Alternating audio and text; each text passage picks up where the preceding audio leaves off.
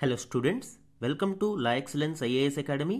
ఈరోజు మనం నవంబర్ 18 నాటి ఈనాడు న్యూస్ పేపర్లోని ఇంపార్టెంట్ కరెంట్ అఫైర్స్ గురించి డిస్కస్ చేద్దామండి. బిఫోర్ దట్ మనము ప్రీవియస్ క్లాస్లోని క్వశ్చన్ ఆఫ్ ద డే గురించి చూద్దాము. డిజిటల్ రూపాయి గురించి ఈ క్రింది ప్రకటనలను పరిగణించండి. సో లాస్ట్ క్లాస్లో మనము డిజిటల్ రూపీ గురించి డీటెయిల్డ్గా డిస్కస్ చేయడం జరిగింది. సెంట్రల్ బ్యాంక్ డిజిటల్ కరెన్సీ, ఈ డిజిటల్ రూపాయిని ఆర్బీఐ ప్రవేశపెట్టింది పైలట్ ప్రాజెక్టుగా. ఆ కంటెక్స్ట్లో రెండు స్టేట్మెంట్స్ని ఇచ్చాను అండి. కరెక్ట్ స్టేట్మెంట్స్ని ఐడెంటిఫై చేద్దాం. మన ఫస్ట్ స్టేట్మెంట్ చూడండి. డిజిటల్ రూపాయి అనేది ఆర్బీఐ డిజిటల్ రూపంలో జారీ చేసిన చట్టబద్ధమైన టెండర్ మనీ. ఎస్, ఇది లీగల్ టెండర్ మనీ, అంటే చట్టబద్ధంగా చెల్లుబాటు అవుతుంది, ప్రతి ఒక్కరూ ఆమోదించాల్సి ఉంటుంది. దీనిని ఆమోదించకుంటే, అంటే ఈ ట్రాన్సాక్షన్స్కి దీనిని ఉపయోగించుకుంటే లీగల్గా చర్యలు తీసుకోవడానికి కూడా అవకాశం ఉంటుంది. కాబట్టి దీనిని లీగల్ టెండర్ మనీ అని పిలుస్తాం మనం. Statement 1 correct. సెకండ్ స్టేట్మెంట్ చూడండి. డిజిటల్ రూపాయి అనేది క్రిప్టో కరెన్సీల మాదిరిగానే డిస్ట్రిబ్యూటెడ్ లెడ్జర్ టెక్నాలజీపై ఆధారపడి ఉంటుంది. ఈ స్టేట్మెంట్ రాంగ్. ఎందుకు అంటే డిజిటల్ కరెన్సీస్ అనేవి 3 రకాలుగా ఉంటాయని మనం లాస్ట్ క్లాస్లోనే డిస్కస్ చేయడం జరిగింది. ఒకటి క్రిప్టో కరెన్సీస్, రెండవది CBDC central bank digital currencies, మూడవది స్టేబుల్ కాయిన్స్. ఇలాగా 3 విధాలుగా ఇవి ఉంటాయి. ఈ క్రిప్టో కరెన్సీస్ అనేవి ఈ డిస్ట్రిబ్యూటెడ్ లెడ్జర్ టెక్నాలజీస్ పై ఆధారపడి ఉంటాయి. అంటే ఇది డీసెంట్రలైజ్డ్గా ఉంటుంది. ఏ కేంద్ర బ్యాంకు కానీ ఏ విధమైన అసెట్స్ బ్యాకింగ్ కానీ ఇందులో ఉండదు. పూర్తి డీసెంట్రలైజ్డ్ ఫామ్లో ఇది రన్ అవుతూ ఉంటుంది. Example bit coin. కాబట్టి సెకండ్ స్టేట్మెంట్ రాంగ్ అండి. సిబిడిసి అనేది ఆర్బీఐ వంటి కేంద్ర బ్యాంకుల ఆధీనంలో ఉంటుంది. కాబట్టి ఇక్కడ డిజిటల్ రూపాయి అనేది క్రిప్టో కరెన్సీల మాదిరిగా డిఎల్టీపై ఆధారపడి ఉండదు. Stable coins different. ఇది హైబ్రిడ్ మోడల్లో ఉంటుంది. It is backed by assets or some algorithms. కాబట్టి stable coins are different, CBDCs are different and crypto currencies are different. కాబట్టి మనకి ఆన్సర్ ఏమవుతుంది అండి? 1 correct, 2 wrong. A 1 only is the correct answer ఇక్కడ.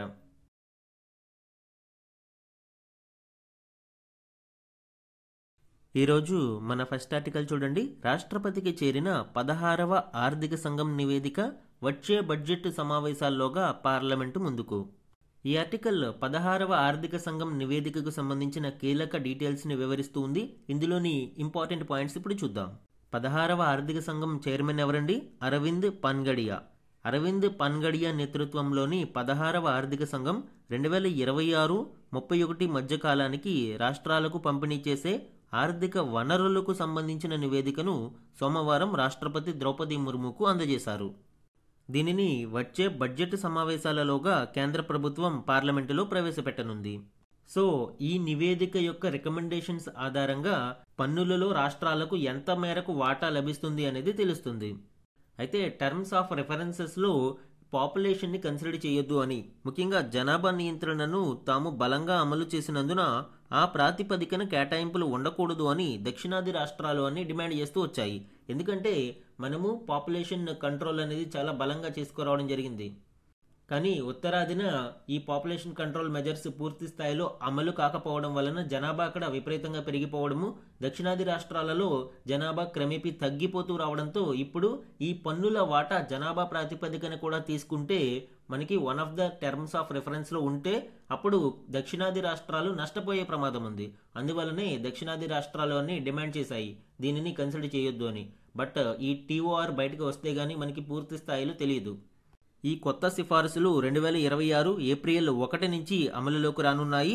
14th and 15th finance commission యొక్క రికమెండేషన్స్ని చూస్తే 14th అయితే 42% షేర్ను, 15th అయితే జమ్మూ కాశ్మీర్కు 1% కలిపి మొత్తం 42% పన్నులను, అంటే 41% టోటల్ స్టేట్స్కి పంపిణీ చేయాలి అని సిఫారసులు చేసింది ప్రభుత్వం. కేంద్రం దానిని ఆమోదించింది.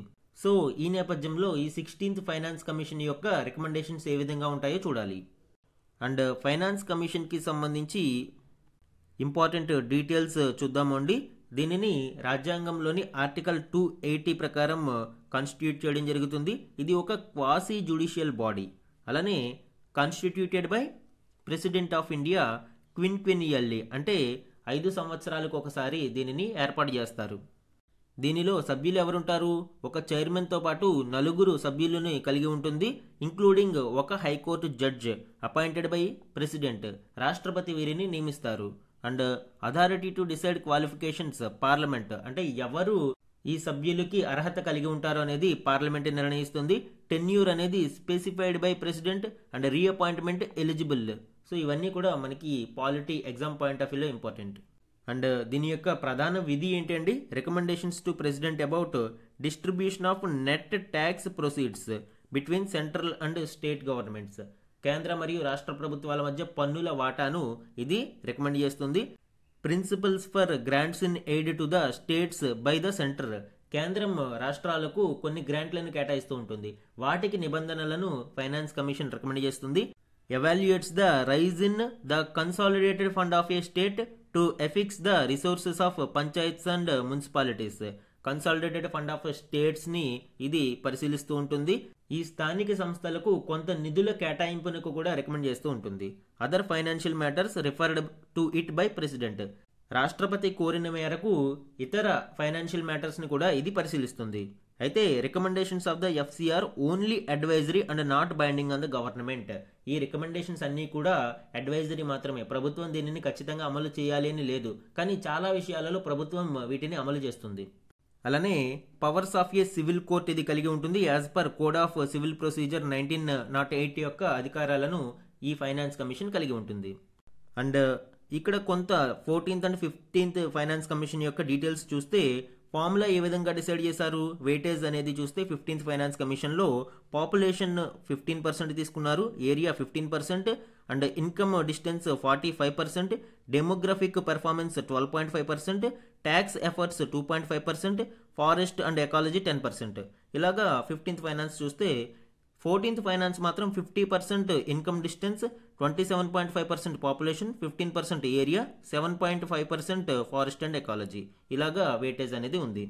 ఇందులోనూ 17.5% according to 1971 population and 10% by 2011 population. కాబట్టి ఇక్కడ కూడా మనము ఆ వేరియేషన్ అనేది చూడవచ్చు. 14th ఫైనాన్స్ కమిషన్ యొక్క వెయిటేజ్లో దీనిని చూడవచ్చు. అలానే స్టేట్ షేర్ ఏ విధంగా డివిజిబుల్ పూల్ ఉంది అనేది చూస్తే 11th finance commission 12th, 13th, 14thలో హైయెస్ట్ 42, 15thకి వచ్చేటప్పటికి 1% జమ్మూ కాశ్మీర్కి కేటాయించడం వల్ల 41% చూడవచ్చు. ఇది ఫైనాన్స్ కమిషన్స్కి సంబంధించిన ఇంపార్టెంట్ డీటెయిల్స్ అండి. ఎగ్జామ్ పాయింట్ ఆఫ్ వ్యూ ఇవి చాలా చాలా ఇంపార్టెంట్. మన నెక్స్ట్ ఆర్టికల్ చూడండి, పేదరికంపై పోరాటం కేరళ ఆదర్శం. ఈ ఆర్టికల్ ఇటీవల భారతదేశంలో దుర్భర దారిద్ర్యాన్ని పూర్తిగా నిర్మూలించిన రాష్ట్రంగా కేరళ అవతరించింది అని ఆ రాష్ట్ర ముఖ్యమంత్రి ప్రకటించడం మనం చూడవచ్చు. ఆ కంటెక్స్ట్లో పేదరికంపై పోరాటంలో కేరళ ప్రభుత్వం అనుసరించిన విధానాలు ఏంటి, కేరళ యొక్క సక్సెస్ స్టోరీ గురించి, ఈ సక్సెస్ఫుల్ స్ట్రాటజీ నుంచి మిగిలిన రాష్ట్రాలు నేర్చుకోవాల్సిన విషయాలు మరియు వే ఫార్వర్డ్ గురించి ఇక్కడ చూద్దాం. భారతదేశంలో ఎప్పటి నుంచో పేదరిక నిర్మూలన కార్యక్రమాలు చేపడుతూ ఉన్నారు. పంచవర్ష ప్రణాళికలలో కూడా వీటిని భాగంగా చేశారు. ముఖ్యంగా 5వ పంచవర్ష ప్రణాళికలో మనం చూస్తే గరీబీ హఠావో నినాదంతో మొత్తం ఈ పంచవర్ష ప్రణాళికలో ఈ పేదరిక నిర్మూలననే ప్రధానాంశంగా తీసుకురావడం జరిగింది. ఆ తర్వాత కూడా అనేక పంచవర్ష ప్రణాళికలలో పేదరిక నిర్మూలన ప్రధాన భాగస్వామిగా ఉండేది. ఇటీవల భారతదేశంలో పేదరిక నిర్మూలన చాలా గణనీయంగా జరిగింది. కొన్ని గణాంకాలను మనం చూస్తే ఇటీవలి వరల్డ్ బ్యాంక్ రిపోర్టు ప్రకారం భారతదేశంలో సుమారు 171 మిలియన్ పీపుల్ ఎక్స్ట్రీమ్ పావర్టీ నుంచి బయటపడినట్టు తెలియజేస్తుంది. అంటే అరౌండ్ 17 కోట్ల మంది ప్రజలు దుర్భర దారిద్ర్యం నుంచి బయటపడినట్లు సమాచారం.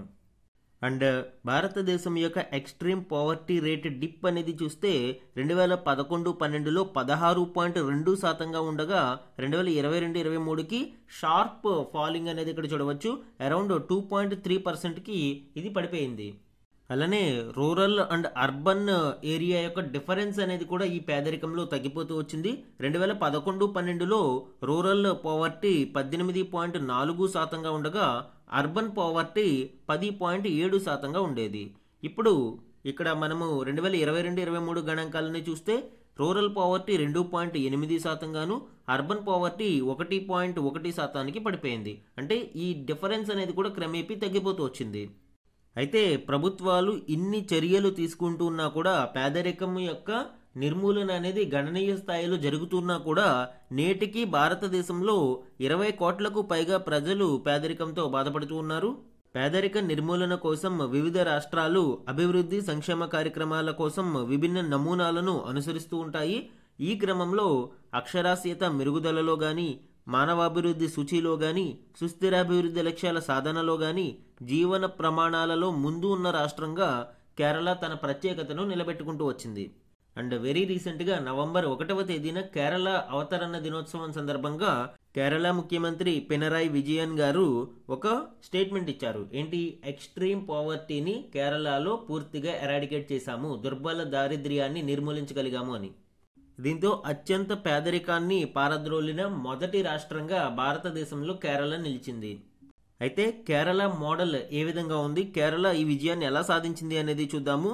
ఆహారం, ఆరోగ్యం, ఆవాసం, విద్య, త్రాగునీరు లాంటి ప్రాథమిక అవసరాలు కూడా అందని దుస్థితినే అత్యంత పేదరికంగా, ఎక్స్ట్రీమ్ పావర్టీగా మనము భావిస్తూ ఉంటాము. యాక్చువల్గా వరల్డ్ బ్యాంక్ డెఫినేషన్ అంటే రీసెంట్ రివైజ్డ్ డెఫినేషన్ ప్రకారం ఒక రోజుకు ఒక వ్యక్తి కనీసం $3 కంటే తక్కువ ఖర్చు చేయిస్తూ ఉంటే అటువంటి వ్యక్తిని దుర్భర దారిద్ర్యం లేదా అత్యంత పేదరికంలో జీవిస్తున్నట్లు వరల్డ్ బ్యాంక్ యొక్క డెఫినేషన్ అనేది నిర్వచిస్తుంది.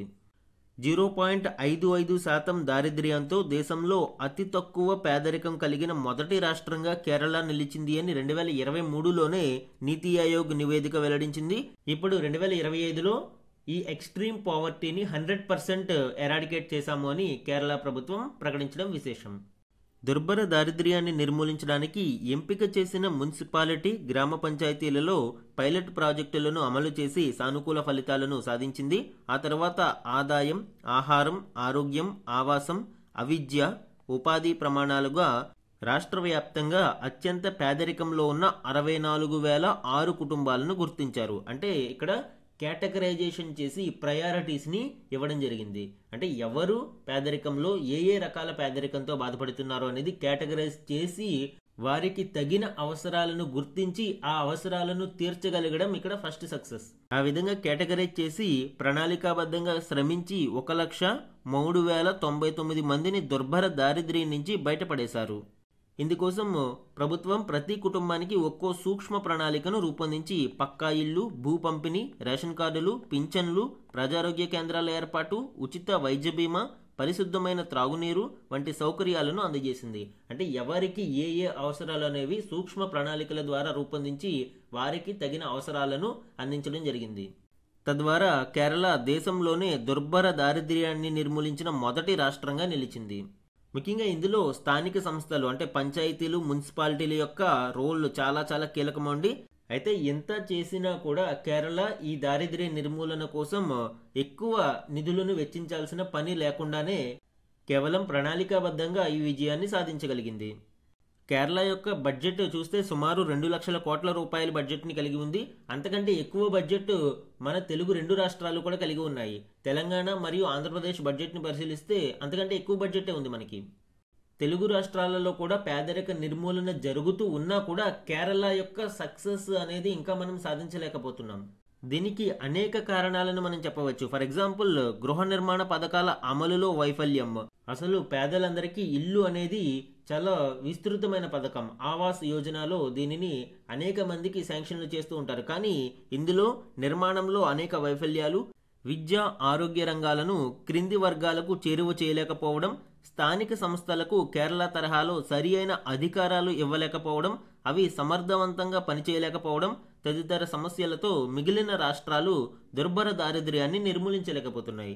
ముఖ్యంగా ఈ లోకల్ బాడీస్లో 3 ప్రధాన సమస్యలు ఉంటాయండి. వాటిని FFF అని పిలుస్తాం మనము. ఒకటి ఫండ్స్, అంటే స్థానిక సంస్థలలో తగిన నిధులను రాష్ట్ర ప్రభుత్వాలు కేటాయించలేకపోవడం. అండ్ రెండవది ఫంక్షనరీస్. కొన్ని రాష్ట్రాలలో చాలా తక్కువ మంది సిబ్బంది ఈ స్థానిక సంస్థలను కలిగి ఉండడం. అండ్ థర్డ్ వన్ ఫంక్షన్స్, అంటే కొన్ని విధులను మాత్రమే కేటాయించడం. మనకి తెలుసు 73, 74వ రాజ్యాంగ సవరణల ద్వారా పంచాయతీలకు 29 అంశాలు మరియు ఈ మున్సిపాలిటీలకు 18 అంశాలను అప్పగించాల్సి ఉంటుంది. కానీ రాష్ట్ర ప్రభుత్వాలు ఇందులో చాలా అంశాలను స్థానిక సంస్థలకు బదిలీ చేయడం లేదు. తద్వారా ఫంక్షన్స్ అనేవి కూడా తగ్గిపోవడం, దానివలన ఎఫిషియన్సీ అనేది తగ్గిపోవడం చూడవచ్చు. మనం చూస్తూ ఉన్నాము, అధికారిక నివేదికల ప్రకారం 17 కోట్ల మంది ప్రజలు బయటపడుతున్నట్లు తెలుస్తూ ఉన్నాయి. కానీ ఎక్కువగా ఇవి సంక్షేమ పథకాల అమలు ద్వారానే వీళ్ళు ఈ దారిద్ర్యం నుంచి బయటపడ్డారు. అయితే ఇక్కడ ఆందోళన కలిగించే అంశం ఏంటి అంటే ఇవన్నీ షార్ట్ టర్మ్ గెయిన్స్. ఎందుకంటే ఈ సంక్షేమ పథకాలు ఆగిపోతే ఇందులో మళ్ళీ చాలా మంది దుర్భర దారిద్ర్యంలో కూరుకుపోయే ప్రమాదం ఉంది. సో ఇలాంటి షార్ట్ టర్మ్ గెయిన్స్ కాకుండా లాంగ్ టర్మ్ మెజర్స్ మీద ప్రభుత్వాలు దృష్టి సారించాల్సిన అవసరం ఉంది. ముఖ్యంగా పేదరికాన్ని ఎగదోసే ఆదాయ అసమానతలు భారతదేశంలో ఆందోళన కలిగిస్తూ ఉన్నాయి. రీసెంట్ ఆక్స్ఫామ్ రిపోర్టుని మనం చూస్తే దేశంలోని 40% సంపద 1% సంపన్నుల దగ్గరే మిగిలిపోతుంది. సో ఇలాంటి ఆర్థిక అసమానతలను రూపుమాపి సమ్మిళిత వృద్ధి సాధించగలిగినప్పుడు మాత్రమే దేశంలో అత్యంత పేదరికాన్ని నిర్మూలించడానికి అవకాశం ఉంటుంది. ప్రభుత్వాలు దీనిని ప్రాథమిక విధిగా భావించాలి. పేదరికం లేని సమాజాన్ని, సమానత్వంతో కూడిన ప్రగతిని సాధించడమే నిజమైన అభివృద్ధి అని ప్రభుత్వాలు గుర్తించాల్సిన అవసరం ఎంతైనా ఉంది. మన నెక్స్ట్ ఆర్టికల్ చూడండి. పులుల సంరక్షణ కేంద్రాల చుట్టూ రక్షిత పర్యావరణ జోన్లు అంటే ఎకో సెన్సిటివ్ జోన్లను ఏర్పాటు చేయాలి అని సుప్రీంకోర్టు రాష్ట్రాలకు ఆదేశాలు జారీ చేసింది. ఇటీవల ఉత్తరాఖండ్లోని జిమ్ కార్బెట్ నేషనల్ పార్క్లో జరిగిన పర్యావరణ ఉల్లంఘనలను సుమోటోగా స్వీకరించిన సుప్రీంకోర్టు రాష్ట్రాలకు కొన్ని కీలక డైరెక్టివ్స్ని జారీ చేయడం మనం ఇక్కడ చూడవచ్చు. ఇందులో ముఖ్యంగా పెద్ద పులుల సంరక్షణ కేంద్రాల చుట్టూ రక్షిత పర్యావరణ జోన్ ఎకో సెన్సిటివ్ జోన్లను ఏడాదిలోగా ప్రకటించాలి అని సుప్రీంకోర్టు రాష్ట్ర ప్రభుత్వాలను ఆదేశించింది. ఆ తరహా వన్యప్రాణి సంరక్షణ కేంద్రాల బఫర్ జోన్ల చుట్టూ కిలోమీటరు పరిధిలో గనుల తవ్వకం కార్యకలాపాలపై నిషేధం విధించింది. టైగర్ రిజర్వ్ని మనము అబ్జర్వ్ చేసినప్పుడు 2 ప్రధాన జోన్లు ఉంటాయండి. ఒకటి కోర్ జోన్, రెండవది బఫర్ జోన్. కోర్ జోన్ అనేది పులులు ఎక్కువగా సంచరించి వాటి నివాసాలను ఏర్పాటు చేసుకునే దానిని కోర్ జోన్ అని పిలుస్తారు. ఎక్కువ ఇవి ఈ ప్రాంతంలో సంచరిస్తూ ఉంటాయి. బఫర్ జోన్ అంటే ఈ కోర్ జోన్ని ఆనుకుని కొంత మేరకు ఉండే ప్రాంతాన్ని బఫర్ జోన్ అంటారు. ఇప్పుడు సుప్రీంకోర్టు ఏమి ఆదేశాలు జారీ చేసింది? ఈ బఫర్ జోన్ చుట్టూ కూడా 1 కిలోమీటర్ పరిధిలో గనుల తవ్వకం, మైనింగ్ లాంటి కార్యకలాపాలను నిషేధించాలి అని ఆదేశాలు జారీ చేయడం చూడవచ్చు. ఎస్పెషల్లీ ఈ జిమ్ కార్బెట్ పులుల సంరక్షణ కేంద్రంలో పర్యావరణ పునరుద్ధరణ చర్యలు చేపట్టాలి అని, అనుమతి లేని నిర్మాణాలను కూల్చివేయాలి అని, అక్రమంగా చెట్ల నరికివేత, అక్రమ నిర్మాణాల కారణంగా జరిగిన విధ్వంసాన్ని పరిష్కరించాలి అని ఉత్తరాఖండ్ రాష్ట్ర ప్రభుత్వాన్ని సుప్రీంకోర్టు ఆదేశించింది. ఈ కేసులో సుప్రీంకోర్టు కొన్ని కీ డైరెక్టివ్స్ని రాష్ట్ర ప్రభుత్వాలకు జారీ చేయడం చూడవచ్చు. ముఖ్యంగా టైగర్ సఫారీస్ని నాన్ ఫారెస్ట్ ఏరియాస్ లేదా డిగ్రేడెడ్ ఫారెస్ట్ ల్యాండ్స్లో మాత్రమే జరపాలి అని, ఫారెస్ట్ ఏరియాస్లో, కోర్ ఏరియాస్ లాంటి వాటిలో జరపకూడదు అని సుప్రీంకోర్టు డైరెక్టివ్స్ ఇవ్వడం జరిగింది. అదేవిధంగా complete ban on night tourism and mobile use. Night tourism అనేది పూర్తిగా బ్యాన్ చేయాలి అని ఈ పులుల సంరక్షణ కేంద్రాలలో. అలానే డస్క్ టు డాన్ అంటే సాయంత్రం వేళల నుంచి తిరిగి తెల్లవారుజాము ఉదయం వేళల వరకు ఈ పులుల సంరక్షణ కేంద్రాలలో ఎటువంటి వెహికల్ మూవ్మెంట్ ఎక్సెప్ట్ ఎమర్జెన్సీ కేసెస్లో అంబులెన్సెస్ తప్ప మిగతా ఎటువంటి వాహనాలను అనుమతించకూడదు అని సుప్రీంకోర్టు ఆదేశాలు జారీ చేసింది. దానితో పాటు మొబైల్ యూజ్ను కూడా టూరిజం కోర్ స్పాట్స్లో బ్యాన్ చేయాలి అని చెప్పింది. ఈ నిబంధనల యొక్క ఉద్దేశం ఏంటి? మినిమం హ్యూమన్ ఇంటర్ఫీరెన్స్ అలానే మినిమం నాయిస్ అనేది సుప్రీంకోర్టు ప్రధాన ఉద్దేశం. తద్వారా హ్యూమన్ ఇంటర్ఫీరెన్స్ లేకుండా స్వేచ్ఛగా ఈ పులులు సంరక్షించడానికి అవకాశం ఉంటుంది. అండ్ ఆల్రెడీ మనం చెప్పుకున్నాం echo sensitive zone norms for tiger reserves. Tiger reserves చుట్టూ ఎకో సెన్సిటివ్ జోన్స్ని ఏర్పాటు చేయాలి అని ministry of environment, forest and climate change దీనిని ఖచ్చితంగా కన్ఫర్మ్ చేసుకోవాలని కూడా సుప్రీంకోర్టు ఆదేశాలు ఇచ్చింది.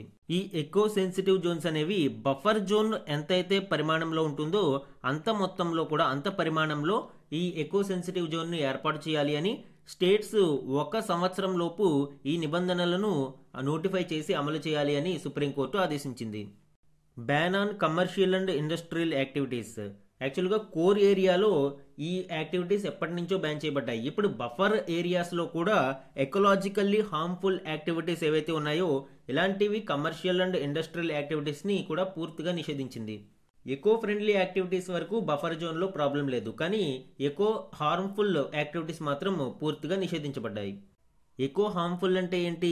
ఎస్పెషల్లీ కమర్షియల్ మైనింగ్ కావచ్చు, హైడ్రో ఎలక్ట్రిక్ ప్రాజెక్ట్స్ కావచ్చు, ఫైర్వుడ్ ఎక్స్ట్రాక్షన్, ట్రీ ఫెల్లింగ్ ఇలాంటివి, లో ఫ్లయింగ్ టూరిజం ఫ్లైట్స్ ఇలాంటివన్నిటిని కూడా పూర్తిగా బఫర్ జోన్లో కూడా సుప్రీంకోర్టు నిషేధించడం జరిగింది. అలానే regulation of tourism infrastructure in buffer zone. Buffer జోన్లో టూరిజానికి సంబంధించిన మౌలిక సదుపాయాల కల్పనకి కూడా సుప్రీంకోర్టు కొన్ని నిబంధనలు ఇచ్చింది. Village based eco friendly resorts లాంటివి తప్ప కమర్షియల్ రిసార్ట్స్ కానీ ఇలాంటివి బఫర్ జోన్లో నిర్మించకూడదు అని సుప్రీంకోర్టు చెప్పింది. అలానే మరికొన్ని కీలక డైరెక్షన్స్ను సుప్రీంకోర్టు రాష్ట్రాలకు జారీ చేసింది. ఇందులో భాగంగా 3 నెలలలోపు టైగర్ కన్జర్వేషన్ ప్లాన్ అంటే పులుల సంరక్షణకు సంబంధించి ఒక ప్రణాళికను రాష్ట్రాలు సిద్ధం చేయాల్సి ఉంటుంది. అలానే 6 నెలలలోపు మొత్తం ఈ టైగర్ రిజర్వ్కి సంబంధించి కోర్ మరియు బఫర్ ఏరియాలను నోటిఫై చేయాల్సి ఉంటుంది.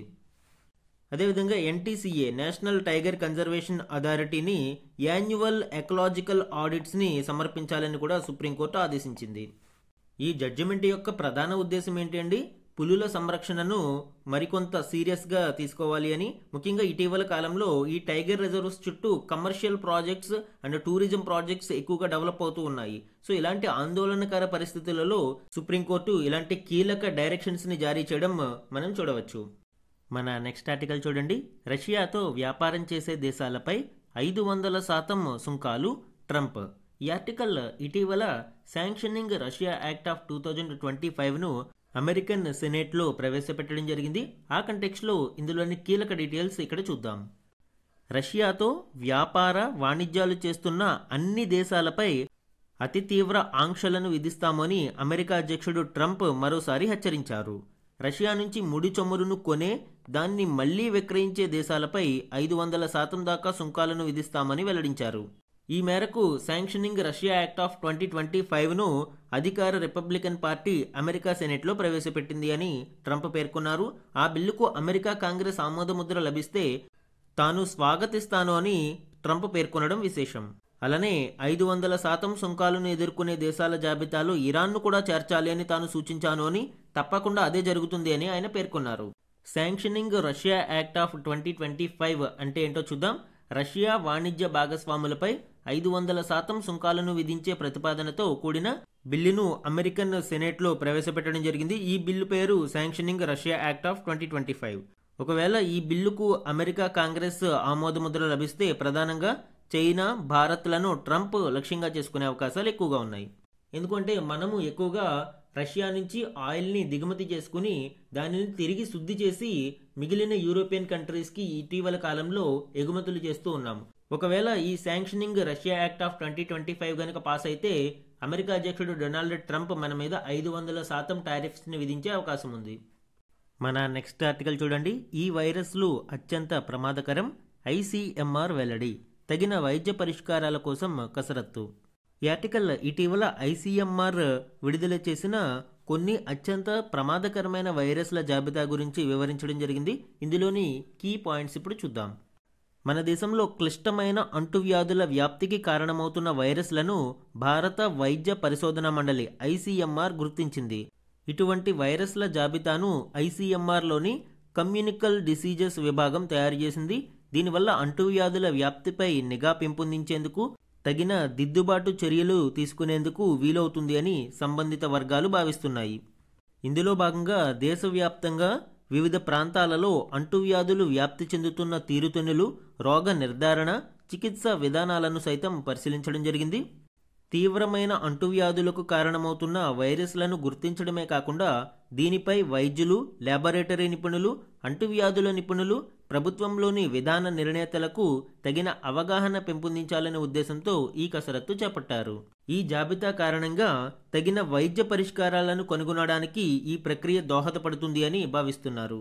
ఐసీఎంఆర్ విడుదల చేసిన ప్రమాదకర వైరస్ల జాబితాని మనం పరిశీలిస్తే dengue virus, salmonella paratyphi A, B, Orientia tsutsugamushi, influenza virus A and B, chikungunya virus, Chandipura virus, Zika virus, Kyasanur forest disease virus, entero viruses, human herpes viruses, hanta virus, Ebola virus, Marburg virus, yellow fever virus, Langya henipa virus, Rift Valley fever. So ఇలాగా కొన్ని ప్రమాదకర వైరస్ల జాబితాను రూపొందించడం జరిగింది. దీనివలన ఈ అంటువ్యాధుల తీవ్రతను గుర్తించడంతో పాటు ఈ చికిత్సకు మరియు వైద్య పరిష్కారాలకు ఇది దోహదపడుతుంది. మన నెక్స్ట్ ఆర్టికల్ చూడండి, తెమిలేదెన్నడు. ఈ ఆర్టికల్ భారతదేశంలోని జ్యుడిషియల్ పెండెన్సీ గురించి, ఎస్పెషల్లీ రాష్ట్రాలలో సబార్డినేట్ కోర్టులలో పెండింగ్ కేసుల యొక్క శాతం ఎంత మేరకు ఉంది అనేది వివరించడం జరిగింది. ఇండియా జస్టిస్ రిపోర్ట్ 2025 నివేదిక ప్రకారం ఈ జాబితాను పొందుపరిచారు. ముఖ్యంగా జ్యుడిషియల్ పెండెన్సీలో అత్యధిక పెండెన్సీలు సబార్డినేట్ కోర్టుల్లోనే ఉన్నాయి. ఆ కారణంగా ఈ ఆర్టికల్ మనకి ఇంపార్టెంట్. గణాంకాలను పరిశీలిస్తే దేశవ్యాప్తంగా అన్ని స్థాయిలలోని న్యాయస్థానాలలో 5 కోట్లకు పైగా కేసులు పెండింగ్లో పడి ఉన్నాయి. అందులో 87% సబార్డినేట్ కోర్టుల్లోనే అపరిష్కృతంగా ఉన్నాయి. అంటే టోటల్ 5 crore పెండెన్సీ అనేది ఉంటే ఇందులో 87% కేసెస్ సబార్డినేట్ కోర్టుల్లోనే పెండింగ్లో ఎక్కువగా ఉంటున్నాయి. దీనికి అనేక కారణాలు ఉన్నాయి, కానీ ముఖ్యంగా జ్యుడిషియల్ వేకెన్సీస్ అనేవి ప్రధాన కారణంగా చెప్పవచ్చు. అండ్ ఈ వేకెన్సీస్ కారణంగా కేసుల సంఖ్య చాలా జాప్యం అనేది చాలా ఎక్కువగా జరుగుతూ సంఖ్య క్రమేపీ పెరిగిపోతూ ఉంది. ఈ కేసులలో కూడా 3 ఏళ్లకు పైబడిన కేసులు ఏపీలో 33.5% ఉండగా తెలంగాణలో 36.2% ఉంటే కొన్ని రాష్ట్రాలలో వాటి సంఖ్య సగానికన్నా ఎక్కువగా ఉంది. దీనివలన ప్రాబ్లం ఏంటి అండి, అండర్ ట్రయల్ ఖైదీలు విచారణ పేరుతో వాళ్ళు ఈ జైళ్లలోనే మగ్గిపోతూ ఉన్నారు. కొంతమందికి బెయిల్ అనేది లభిస్తుంది, కానీ న్యాయ సహాయం అందరికీ పూర్తి స్థాయిలో అందడం లేదు. దీనివలన పేద ప్రజలు ఈ అండర్ ట్రయల్ ఖైదీలు, విచారణ ఖైదీల పేరుతో జైళ్లలోనే మగ్గిపోతున్నారు. ఈ ఏడాది జనవరి నాటికి వివిధ రాష్ట్రాలలోని సబార్డినేట్ కోర్టులలో పెండింగ్ కేసుల శాతం ఎంత ఉంది అనేది చూస్తే బీహార్లో 70.7% కేసులు పెండింగ్లోనే ఉన్నాయి. ఒడిశాలో 58.5, పశ్చిమ బెంగాల్లో 55.8, ఉత్తరప్రదేశ్లో 52.9, మేఘాలయలో 51.6. అంటే సగానికి పైగా కేసులు పెండింగ్లోనే ఉన్నాయి. మహారాష్ట్రలో 47.7, అరుణాచల్ ప్రదేశ్లో 45.8, రాజస్థాన్లో 45.7 అండ్ కేరళ, మధ్యప్రదేశ్ 38.5, కర్ణాటక 35.5, తమిళనాడు 35.1. సో ఇలాగా వివిధ రాష్ట్రాలలో జ్యుడిషియల్ పెండెన్సీ అనేది చూడవచ్చు. ఈరోజు మన క్వశ్చన్ ఆఫ్ ద డే గురించి చూడండి. 16వ ఆర్థిక సంఘం చైర్మన్ ఎవరు? Very easy question. అండ్ ఈరోజు దీనికి సంబంధించిన డిస్కషన్ కూడా మనం చూసాము. 16వ ఆర్థిక సంఘం చైర్మన్ తన నివేదికను రాష్ట్రపతి ద్రౌపది ముర్ము గారికి అందజేశారు అని ఆ కంటెక్స్ట్లో ఈ క్వశ్చన్ ఫ్రేమ్ చేశాను. ఇక్కడ 4 ఆప్షన్స్ని ఇచ్చాను అండి. ఇవి పర్సనల్ న్యూస్లో ఇలాంటివి అడిగే అవకాశం ఉంది కాబట్టి ఈ క్వశ్చన్ ఫ్రేమ్ చేశాను. కరెక్ట్ ఆప్షన్ని ఐడెంటిఫై చేసి ఆన్సర్ని కమెంట్ సెక్షన్లో కమెంట్ చేయండి. ఇది ఈరోజు ఈనాడు న్యూస్ పేపర్లోని ఇంపార్టెంట్ కరెంట్ అఫైర్స్ మీద daily analysis. Thank you for watching.